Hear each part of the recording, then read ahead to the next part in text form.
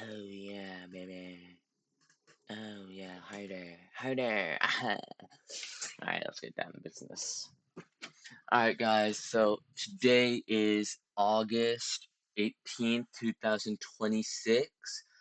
Uh this is the trade we took today, and here's how a 15-year-old made $970 trading MNQ at 9:43 a.m. So let's get straight into the video. This might be a short one. Who knows? Who knows? Anyways, so coming into market open, I was feeling very bearish because as you can see, we're in a 5-minute bearish downtrend, and we've just been mostly respecting bearish gaps. Like we respected this one, and then we disrespect this one right here, creating LRL to the bottom, and then we immediately come and take it out. We disrespect these ones, disrespect that one. We didn't even tap into that, so we respected that. We respected this one, so we're just disrespecting bullish PD arrays and respecting bearish PD arrays. And also, as my main draw on liquidity, I did have this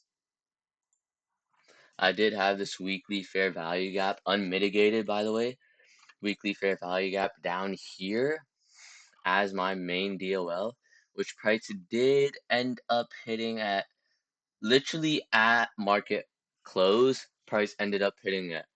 So I feel like my bearish bias was definitely good as my weekly unmitigated gap. I kind of wish it would have hit it faster, but it didn't. But that's all fine because it was still a correct bias. So coming in to market open, what do we have? We have London highs unmitigated and Asia highs unmitigated. But to me, that doesn't matter if my bias is bearish and we're disrespecting bullish gaps and respecting bearish gaps. Yeah. Just making sure before I said that out what I was saying. Oh.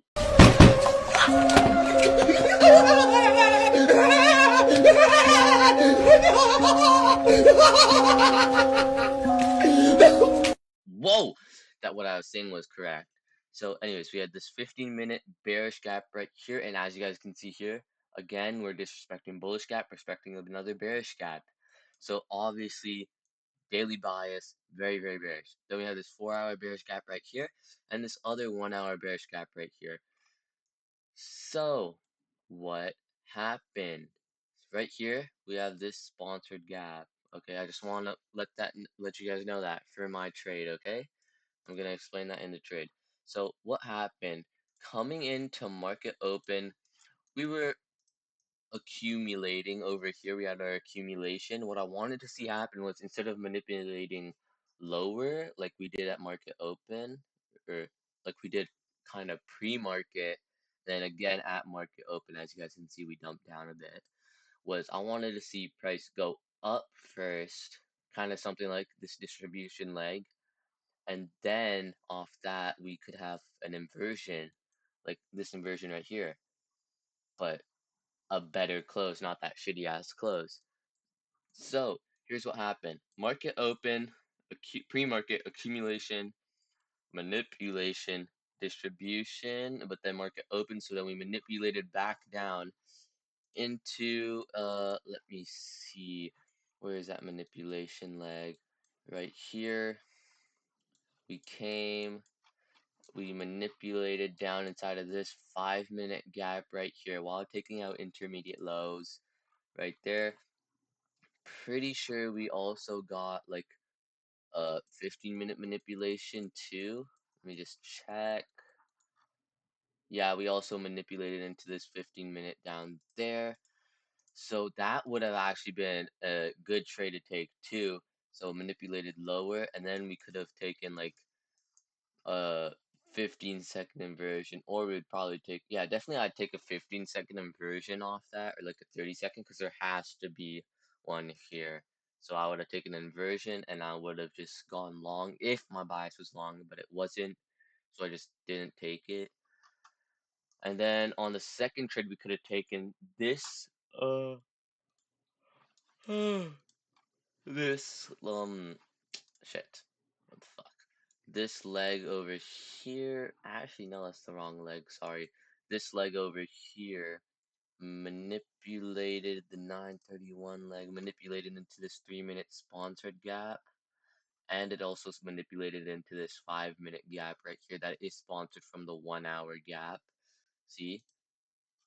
1 hour gap, but I didn't end up taking that trade because the close was like really dog shit. I would have been targeting this manipulation low, but price closed just way too low. The manipulation low is it's like a terrible fucking close. And if I did take that trade, I was thinking about entering, but I realized that that would be FOMO, and I did not want to FOMO because I'm on an eval. I don't want to lose this eval. So I just decided not to, and I could have lost a lot of money, which we did end up, which we we didn't do it, but if people did FOMO into this entry, they definitely would have lost, as you guys can see, because then I'd be targeting this 30-minute and 15-minute, and price just came like nowhere near that on that if I were to enter there, and it was just reversing on straight to stop loss. So that would have been terrible fucking trade to take.